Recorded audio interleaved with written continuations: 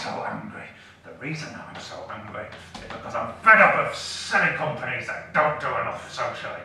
That's the number one thing that makes me angry. The next thing that makes me angry is rubbish coffee.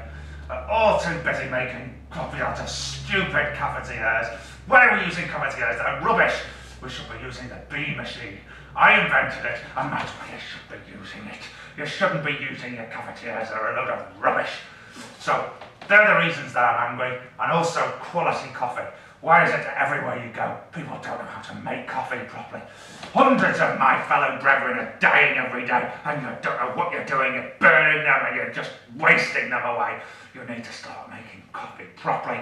You need to buy my coffee, and you need to start doing it now, or you'll make me more angry.